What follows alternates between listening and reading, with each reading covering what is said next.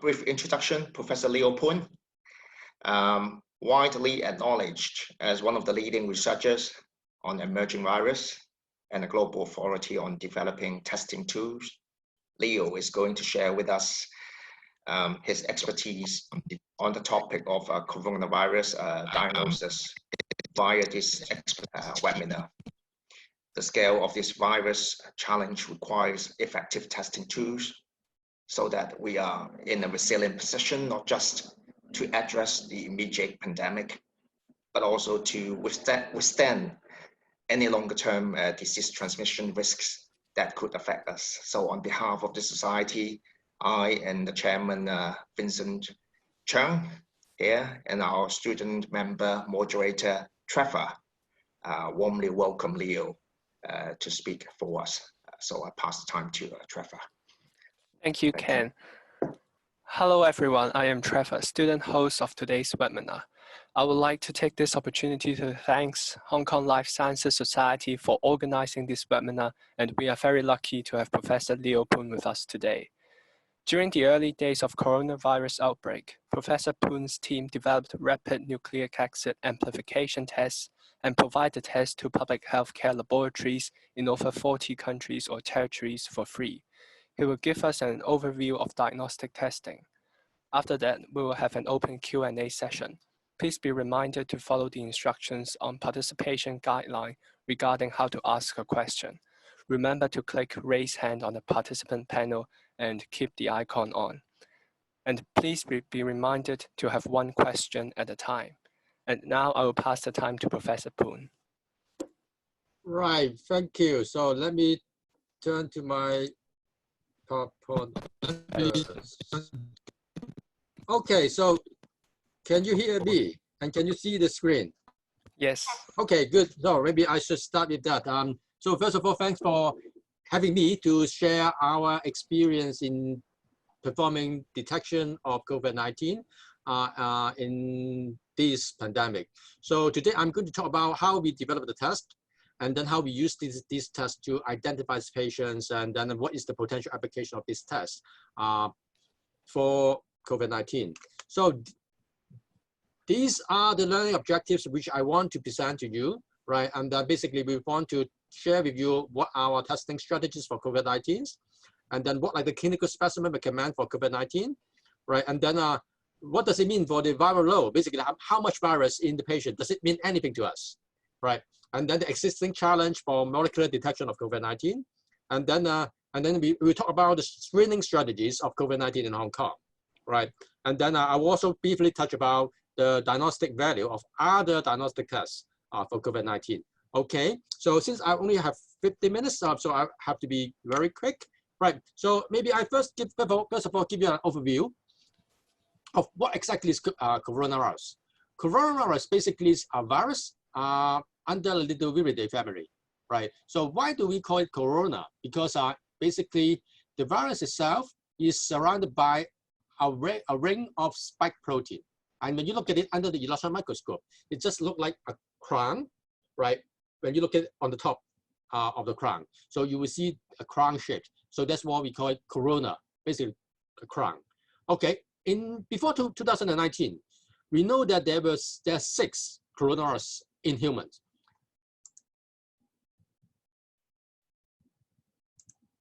(229E), HKU1, OC43, and NR63. These are the coronavirus which cause us some impact, right? Basically, they cause mild respiratory illness like common cold. So they are not that harmful. However, for the other 2, SARS coronavirus and MERS coronavirus, these 2 are quite nasty. They could kill us. I mean, for SARS, about 10% of infected individuals could kill by this infection. Whereas MERS coronavirus actually is even more lethal. 1/3 of the patients will die because of the COVID-19, MERS coronavirus infection. Okay, so we believe that these viruses are original from animal. Some of them, like 229E, SARS, we believe that they actually originate from bats. And we know that in the animal kingdom, there are a vast number of coronavirus being circulating in the animal kingdom. right? So this is the cartoon showing how this virus get into our cells. So basically, the virus will sit on a receptor and then get inside into our cells by endocytosis. So, and then it will release its genetic content and make viral RNA and viral protein. At the end, when it make enough protein and viral RNA content, they will assemble together and bud out from the cells. And at the end of the infection, the cell will die because of this, okay? So now when we talk about detecting virus, before that, I would just let you know, I'm actually sitting in these committees, Coronavirus Study Group of International Committee of Taxonomy of Viruses. So I'm focusing on naming this coronavirus. And so I just want to reiterate one fact that the virus itself, we call it SARS, coronavirus 2, because it's genetically similar to SARS, okay? But the disease caused by this virus, we call it COVID-19. So the disease and the virus actually have a very different name, okay? So don't be confused with that. And the virus itself called SARS coronavirus 2, okay? So when we talk about detecting this COVID-19, so there are two major strategies, okay? Either we can detect the virus or detecting the antibody response caused by the infection, right? Then when we talk about detecting the virus, we can detect two components, basically. One is the genetic content of this virus, basically the viral RNA or the viral protein of this virus. Basically, we call it viral antigen test, okay? But nowadays, we pretty much focusing on this because there are not enough evidence to show that this testing approach is sensitive enough to detect COVID-19 patients early, all right, which I will explain to you later on, right? And then for these strategies, detecting the antibody induced by the infections, basically we have to wait the virus to induce immune response in the infected individuals, which takes some time. We are talking about days or weeks. So when we look at the disease profile of COVID-19, the patient, first of all, is just a normal individual who is susceptible to the viral infection.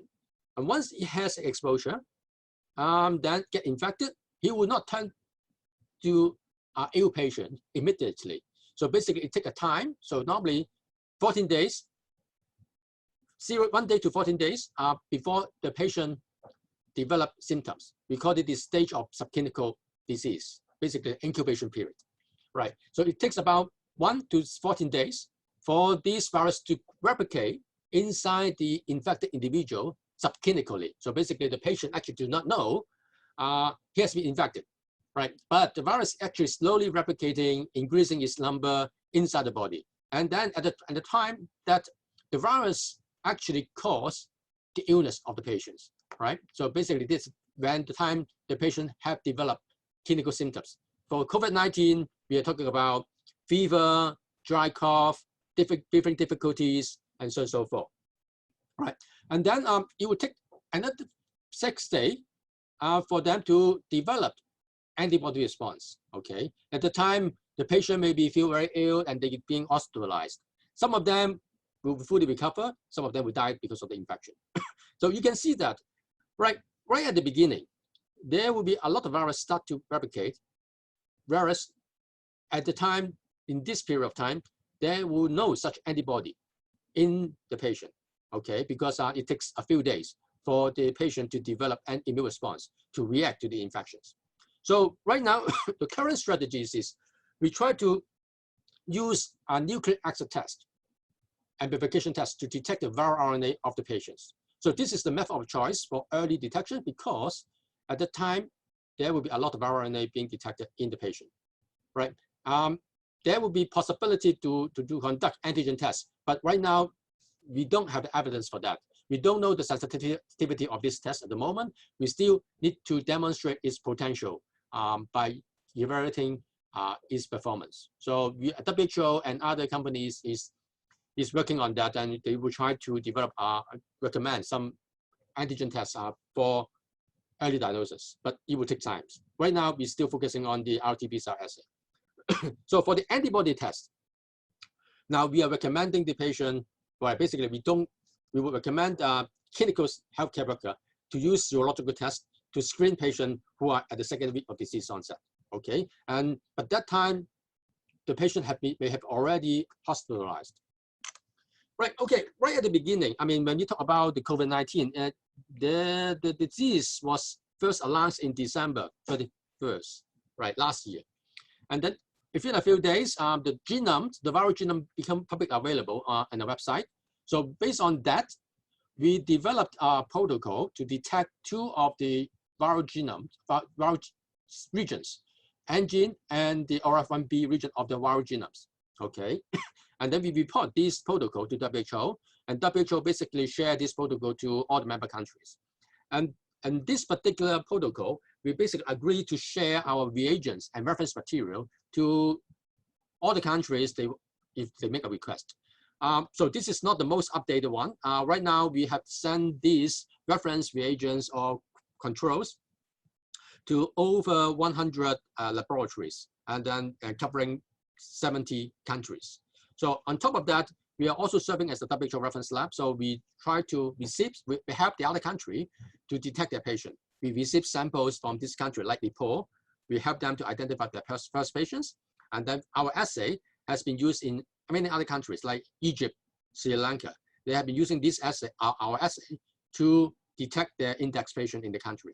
So, I mean, now as a WHO reference lab, so now we try to help other public health laboratories to make a diagnosis and try to help them to detect their patients. Of course, there are a lot of practical issues. Then they will always come back to us and then ask for opinions. And for me, I have to regularly attend some WHO teleconference weekly and try to listen to the request and also try to make recommendation to other country members. Right, okay, so now once we have this assay, and this is good because we can able to detect the patients early, right? We are talking about early disease onset. And now then, but in that case, why we still cannot contain this COVID-19 early, right? Now, if some of you remember that in 2003, there was a SARS outbreak, and then we have a diagnostic test, we can contain the disease in a couple of months, right?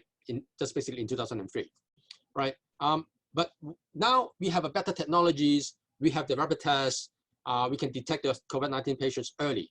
So, but why the virus is still spreading globally and become a pandemic? So I would like to just let you know that the disease or the viral dynamic of this COVID-19 is very different from what we have seen in 2003.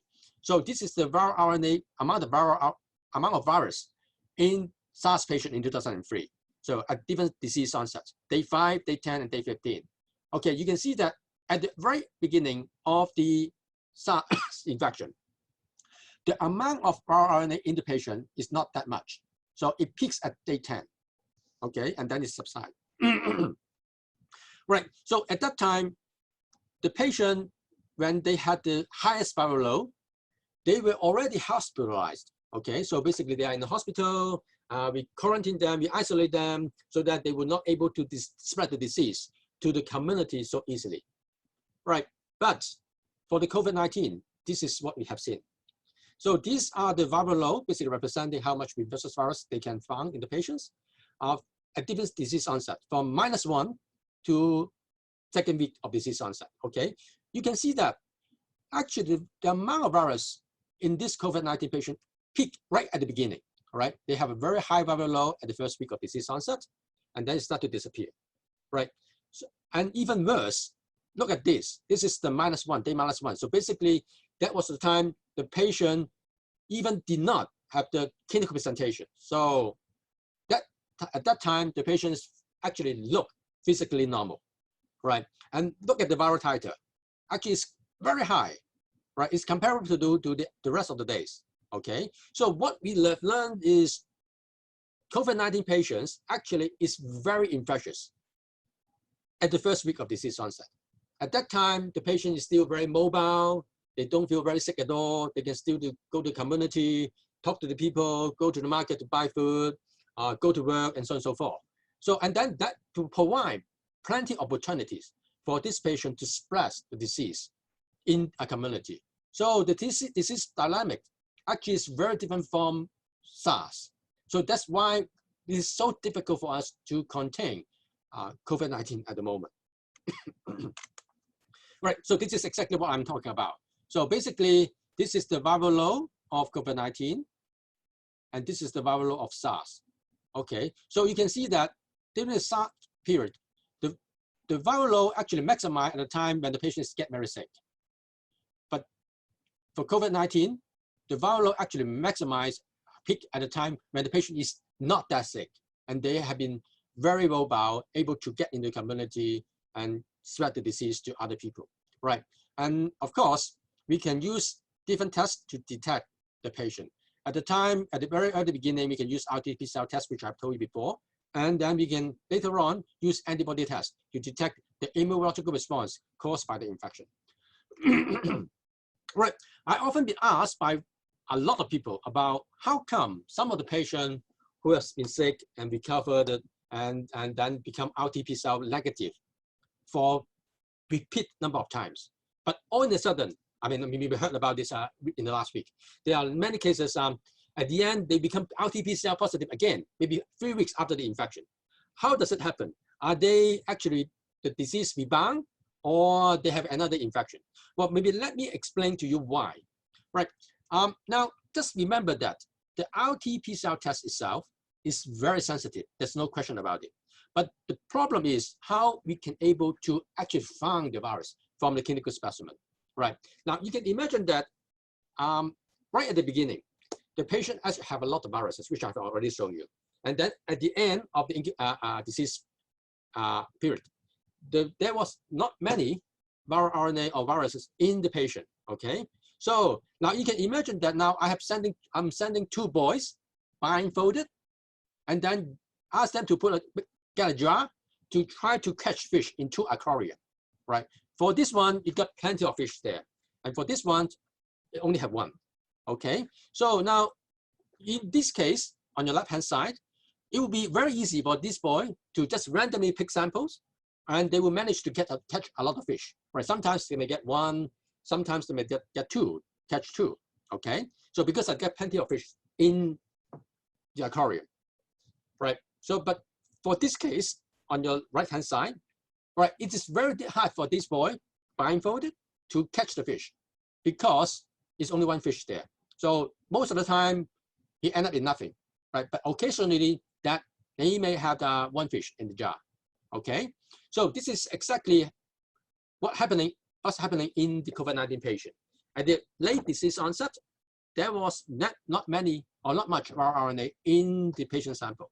So the probability of getting a fish here depends on statistics. Basically, we call it Poisson distributions. So the lower number it is here, the harder for us to able to catch the fish or pick the correct sample which contain the virus in the sample, right? So no matter how good you are having these tests, if they have a very sensitive test, but if you don't able to catch the fish first, you will not able to detect it. So that's why at the after 2 weeks or 3 weeks of disease onset, the patient have a very low viral load.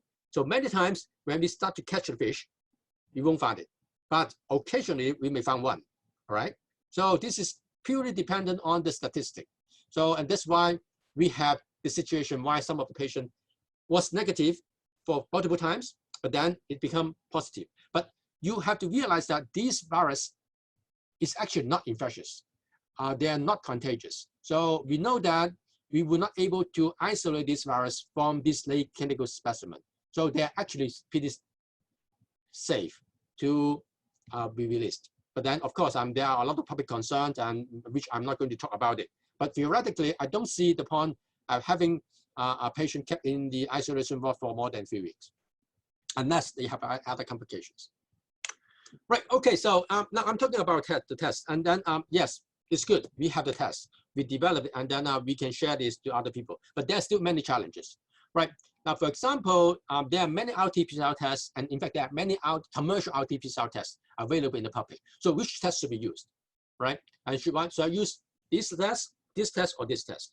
Okay, so I mean, I normally recommend other people say, why don't you go to the WHO website or talk to the WHO reference lab so that they can make recommendation or make some advice to you, right?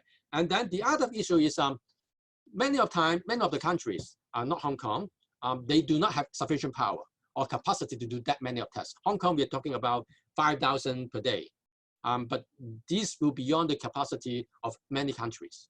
Okay, and then people talk about the lack of sufficient reagents. I mean, those reagents for doing the test, like RNA extraction column, RT-PCR assay kit, they are running out, right? Some of the countries actually do not have this, they're not able to purchase this item anymore. So there's a huge shortage there.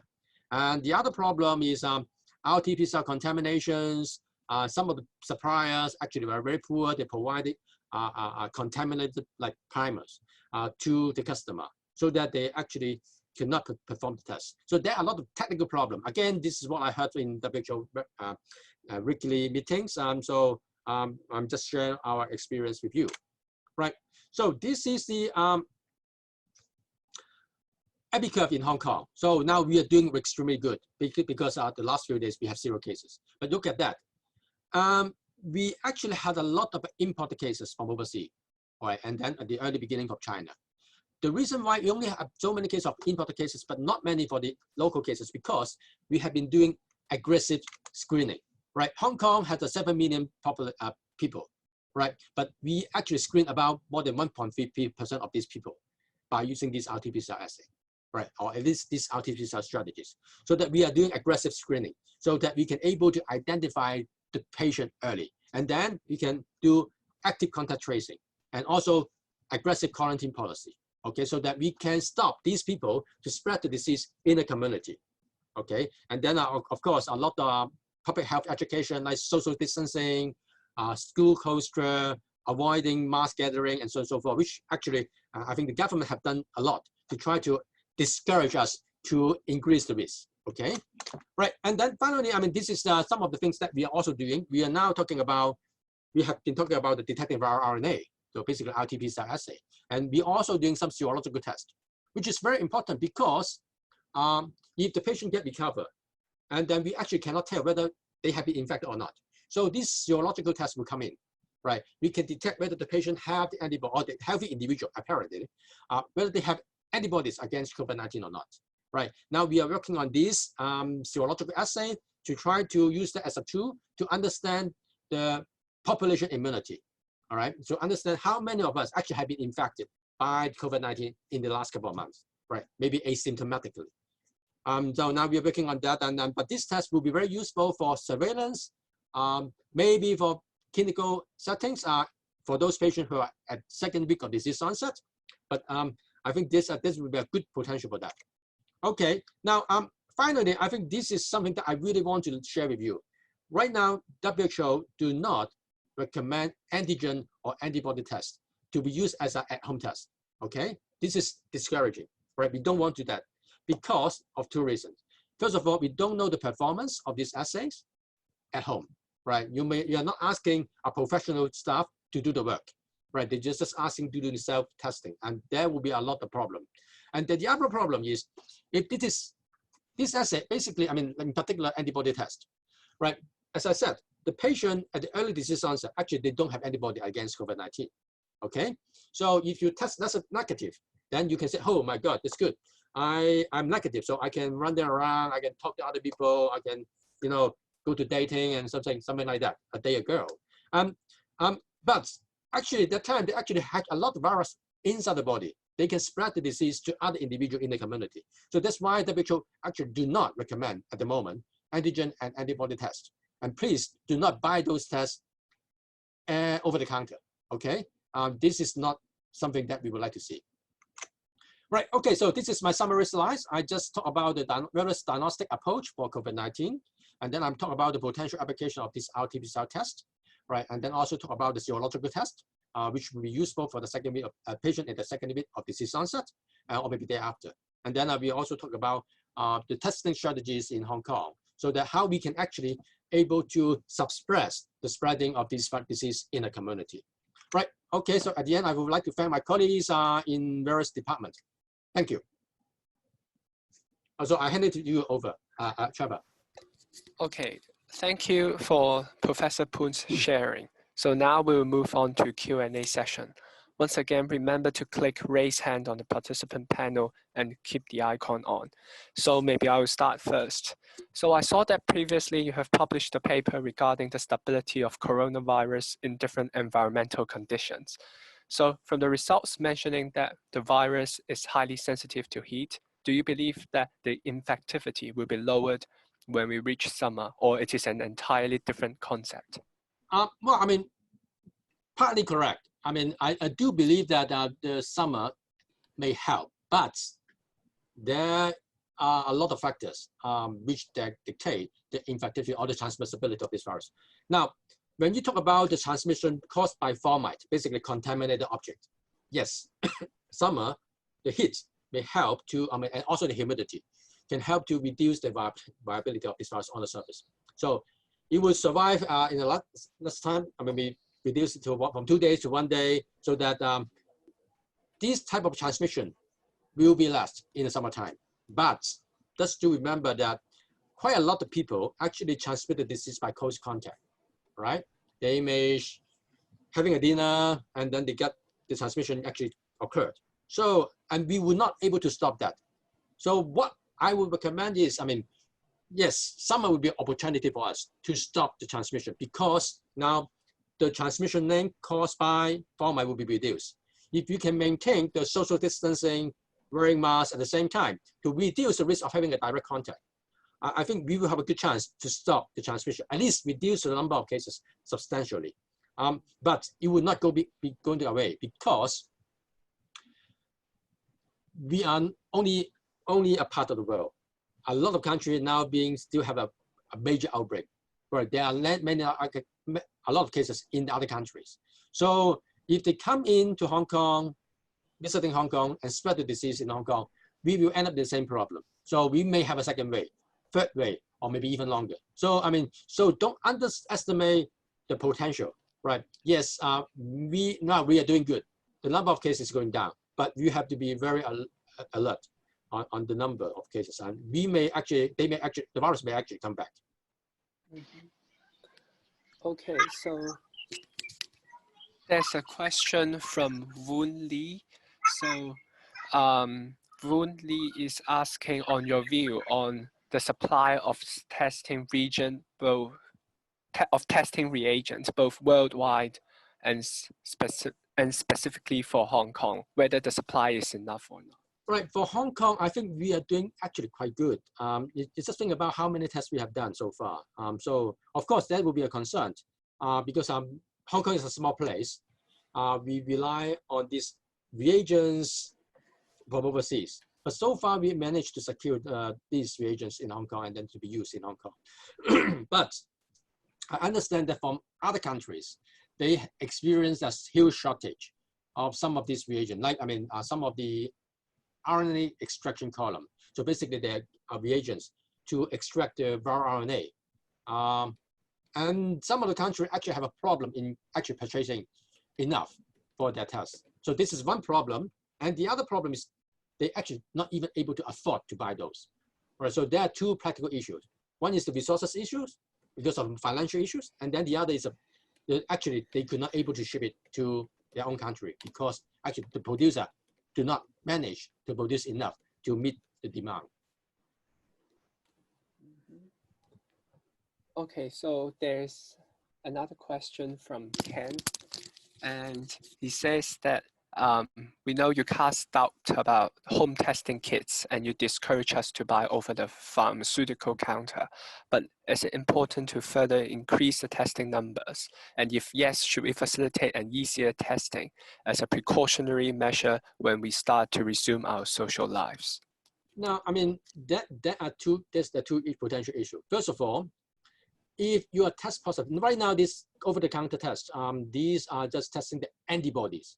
Okay, so by the time you test positive, pretty much at the time you are fully recovered, right? If you did not end up in the hospital, right? So basically you just tell you, oh, you have been infected, but then, so what? So that's one thing, right? And you cannot use this test to stop the transmission because you have been infectious maybe 10 days, 20 days ago, right? But then right now you are not infectious anymore, Okay, so I mean, so they're missing the point to say this is a test and able to control the infection. No, I don't think so. The second issue is a lot of countries talk about immune passport. They talk about maybe, oh, you got antibodies, so that's your immune. You can get back to work and you can get back to school to learn. But the question is, do we know enough about it? Is it really a positive test? A positive result means they're protecting themselves? I don't know. So first of all, you need to know what type of antigens being used for this serological test. Is it neutralizing antibody, right? Or anything else? We don't know. So a positive result may be misleading. So we now, I mean, a lot of companies or a lot of organizations are now working on that. We need to get to understand what does it mean for the test, okay? If a positive result, does it really mean that they are positive and they are immune to the second infection? We don't know, because a lot of people actually worry about they may come back and then they may actually infect the same individual again. So that we have to be very precautions on this. I'm not saying this is bad test, but that these tests will be very useful in a hospital setting. At the time when the patient hospitalized, the top clinical doctor want to find out whether they has been recently infected or have an ongoing infection of COVID-19 or not. Okay, so there's a third question from Dr. Vikas Sharma that it asks, is there a possibility of developing immunity once a person has infection and recovered? And what is the possibility of reinfection to the patient? Right now, my answer is we don't know. Actually, I don't think anyone knows about it. We are actively looking for these type of reinfections.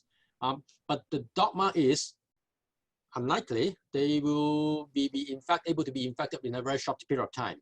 But we cannot exclude this possibility. We just don't have evidence to prove or disapprove this concept. So we need to gather enough evidence to validate our hypothesis. Okay, that's one thing. And the second thing is we don't know how this immunity lasts for, right? Just use influenza as an example, right? Our immunity against influenza is not that long lasting, just a few years. And then we will be infected by the same strain after a certain period of time. And then the virus also get mutated. So there are a lot of uncertainty in future. Would the virus mutate, or do we have enough long-lasting antibodies to prevent us from a second infection? We don't know. So it is too early to make any judgment at the moment. Okay, so there's a question from Jamila Trindle asking, when will we know whether the positive antibody test means the person is immune? In other words, how far are we from a good antibody test? I think it's pretty soon. There are actually a couple of international institutes are working on this aspect, but then we need to actually show the evidence. I mean, you cannot base on, say, 100 patients and make a conclusion, and this is too mature to make any conclusion out of it. So a lot of people are working on that. We expect that we will have some good understanding maybe within the next couple of months.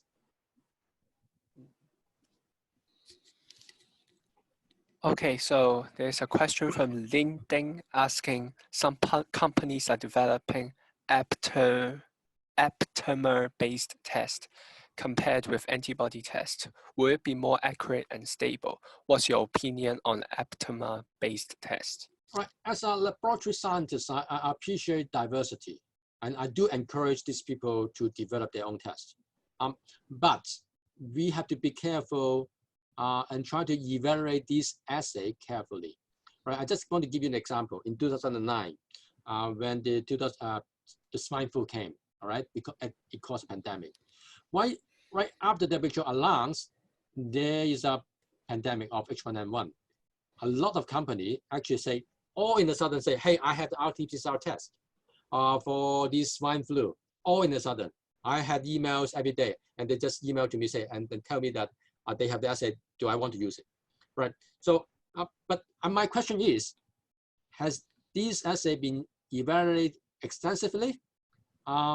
not only for the COVID-19 patient, but also other unrelated disease. Maybe samples are coming from patients who have respiratory illness. With this test, will create false positive result in other specimens. So we actually need a large number of samples to evaluate the performance of this assay.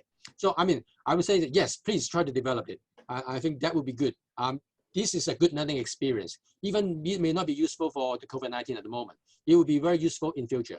We should be very forward-looking. And we, for sure, I can tell you, we will not only encounter COVID-19 in future. We will many more infectious disease. Like I learned, I start my career in year 2000. We have SARS, we have H5N1, H7N9, MERS, now we have COVID-19, and then we have many other viral disease which come out of the blue all of a sudden. So human being is going to suffer again because of other viruses. So I would appreciate this technology will be useful in our next challenge. So please try to develop it. Mm-hmm. Okay, and another question from Andy Yip. He wants to ask if there are quite a number of people in Hong Kong who have infected by the virus. So previously research showed that much more people in New York have the antibody against this virus, but they did not test for the virus by RT-PCR before, as they did not go to hospital and recovered themselves. So how will you comment on this? Well, I mean, Hong Kong and New York actually are a very different scenario. Hong Kong, we actually did a lot of aggressive measures. We screened a lot of people. US, in particular, like New York, they don't. All right. So we are able to identify these patients early. So prevent these patients to actually spread the disease in the community. But in New York, the disease actually, well, is spread in the community very extensively. And then, of course, we know that quite a few people will result in asymptomatic infection. So that's why they can find that. So I'm not surprised because they have many more cases in the city. So they will have many more asymptomatic cases, which they are not aware of. So basically the scale of spreading of the disease in New York and compared to Hong Kong is actually different in a different magnitude. So I don't see there's differences. We just use different strategies to control the COVID-19. So there's another question from Anna. So we understand testing machines used by hospitals need endorsement from hospital authority. That is the public health laboratory. But if it is for private use, say for schools or companies, etc., do we need the government's endorsement, or we are free to import those testing machines? Right. I mean, for COVID-19, I think you can do the test privately, but then if you have to find a positive test, I will recommend you to send them to a public health hospital because you have to manage the case, right? So if you test positive, then you need to manage the case properly. I mean, these patients can develop or deteriorate all in a sudden. So, I mean, yes, no one will stop you to do the test, but what if you found a positive one? How are you going to react on this? This is another issue. Mm-hmm. So another question from Helen. So she asked for recovered patients testing positive result again. So they have low virus concentration. So is it possible for them to transmit and infect other people? Right. So far, we don't have evidence show that they are infectious. What in our hands? So any clinical specimen have a CT value greater than 30. So basically, that means that they have very low virus amount of viral RNA in the clinical specimen. We were not able to isolate infectious virus from this clinical specimen. And then, and there's another group published in Nature, and they also have very similar findings. So patient sample collected after the first week of disease onset, they will not manage to isolate infectious virus from the clinical specimen. So what I'm saying is, it's unlikely they are very infectious.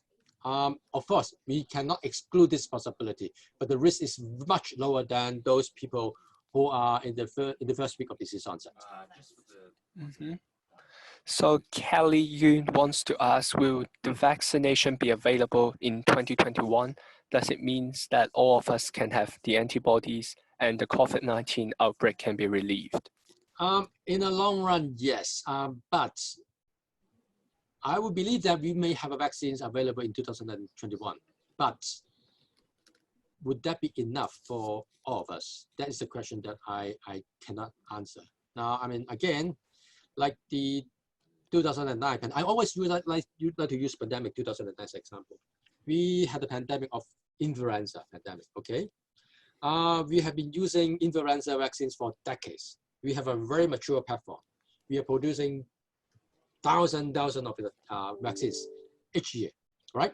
But at that time, it took 6 months to make the vaccines. And these vaccines could be only available to a certain population in a community, okay? So we are not vaccinating all the individuals because they cannot manage to make that many doses, right, to cope with the demand. So I would believe we have the same thing. Yes, maybe next year, we may have some vaccines which are available for commercial use, but we need to think about it.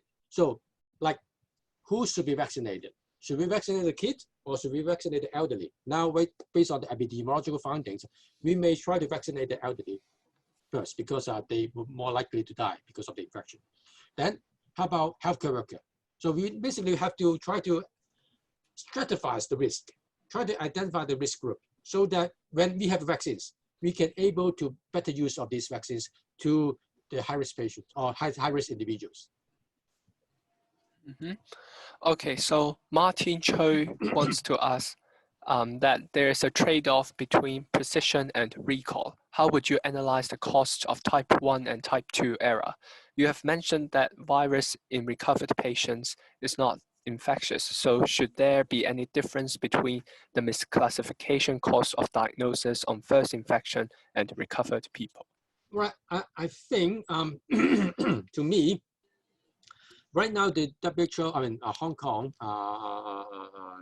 diagnostics algorithm is those patients who are consecutively negative, 2 RT-12 negative, they will be considered recovered. Okay, and then of course together with clinical presentation, I think this is a good strategy because actually even the first test maybe make a mistake, and then we have a second test as a backup, right? If 2 tests is being negative, I'm sure even the turn positive again, the viral load will be very low.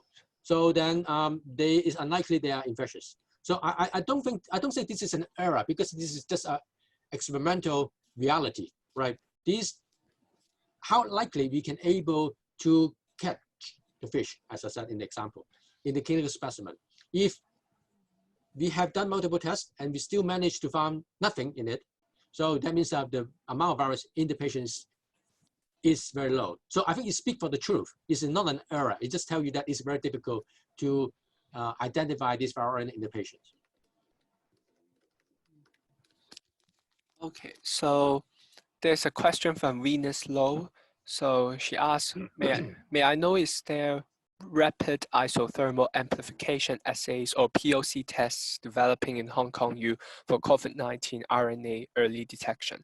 Is it really possible to do the screening test at home as sampling and test accuracy will be a problem? Right, developing the test. I mean, I actually worked on this isothermal assay date back to SARS period, 2003. I mean, there's a huge advantage of using this test. It's isothermal, so we don't need a PCR machines to run the RT-PCR assay. But this is only a part of it.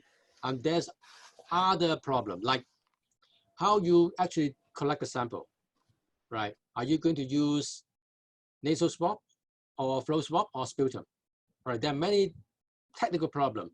And then now once you have this clinical specimen, how are you going to extract the RNA from this clinical specimen, right?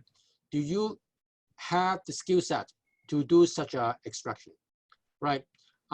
So isothermal assay is good because this is only require water bath to do it. But then there are a lot of problems at the upstream. So there are a lot of issues, not only the test itself, but also the test before that, the procedure before the test.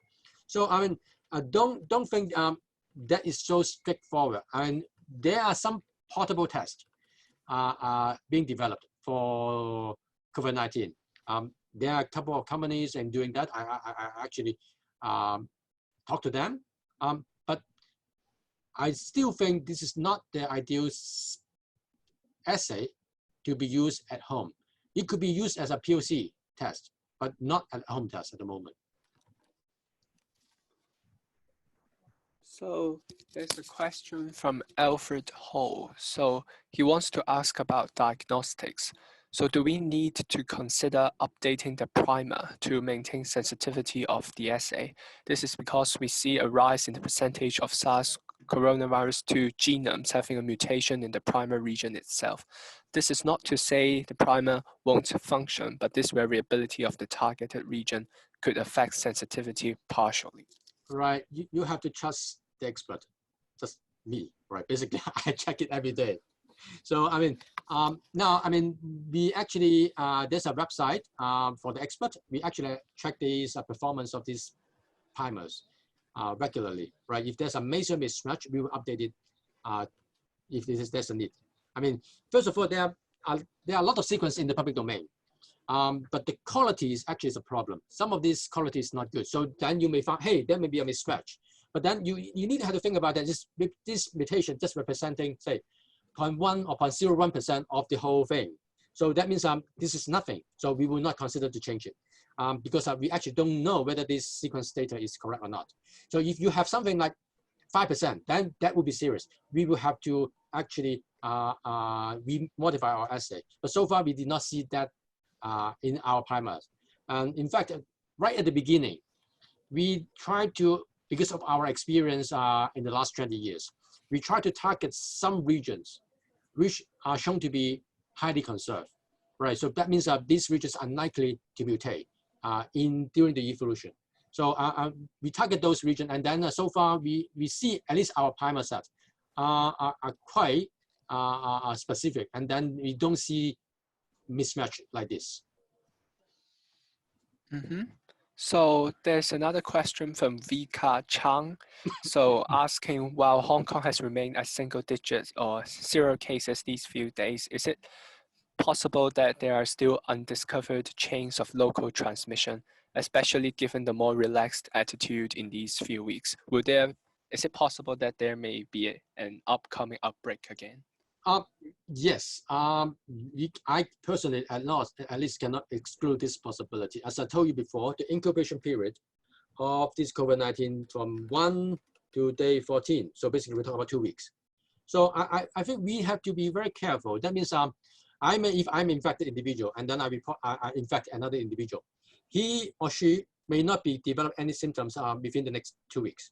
Okay, so we have to be careful on this. So I would say that if we can find there are no more local cases for at least 2 weeks, then we would say that there are no extensive transmission of COVID-19 in our community.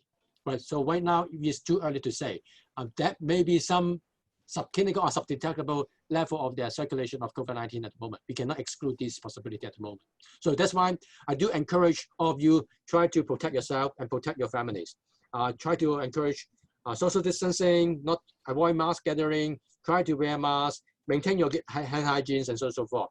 Now, we have been doing that for the last 2.5 months, right? We have been very successful. It shows it works. So please try to be more patient, try to maintain this activity or habit for a little bit more time. Okay, so last question from Woon Lee. So again, asking about the severity of the 1997 Spanish flu was deeply compounded during the second wave in the autumn of that year. So what scale of testing and serological assays would you like to see developed ahead of September this year? Right. We would like to have actually test the populations. Well, I mean, right now, I mean, my answer is the larger number we can manage, the better, right? But I mean, this is not realistic. I think if we can manage to have something like 0.1%, or maybe actually try to screen those people who are at risk, like in a hospital setting, right? In a, say, elderly home, that type of high-risk group, then we will be able to have some figure and to try to project the risk of Hong Kong. Okay, so there's another question from Andy Yip. So he said that previous pandemic were all caused by influenza viruses. So COVID-19 seems to be the first pandemic that is not caused by influenza but coronavirus. Is it possible that new strain of coronavirus will cause pandemic in the future? Or will it cause seasonal outbreak every year like influenza A and B in Hong Kong? Now, first of all, I don't think COVID-19 is going to disappear in short period of time. It will be maintained for at least maybe 1 or 2 years, at least, right? And then, so it could be just like become a human virus and being maintained in the seasonality all year round. It could be happen like this. I can't exclude that. But regarding to the pandemic, right? I mean, yes, those pandemic that we know scientifically were all caused by influenza. But we do believe that some of the human coronavirus, like 229E, right? It may jump from bats to human in the past history. We don't know when. Maybe we talk about a couple 100 years ago. Of course, at that time, we don't know the disease severity, whether this is a very virulent virus and then becomes mutated to a very mild disease. We don't know.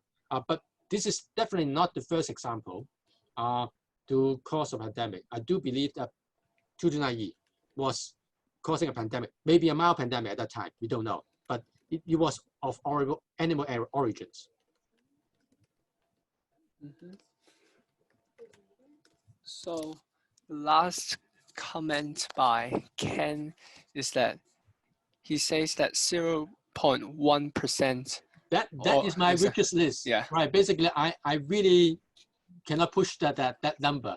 But I think that would be a good number to actually have a deep understanding. I know this is not practical, but this is something as a scientist would like to see. Mm-hmm. Okay, so since time is running short now, this will be the end of today's webinar. So if you have any more questions, feel free to email us at register@hklss.org, the same email you register for this webinar. We will compile them all together and help you forward to Professor Poon for his advice. Once again, we thank Professor Poon for sharing his experiences on COVID-19 with us, and thank you all for joining our webinar today. Before you leave, remember to like our Hong Kong Life Sciences Society Facebook page and follow us on Instagram. Stay tuned with us, and our next webinar will be on 13th of May. We'll have Dr. Tom McDonald to discuss with us how social distancing changed our social media engagement and consumption. Thank you. Bye-bye. Thank you. Thank you. Thank you.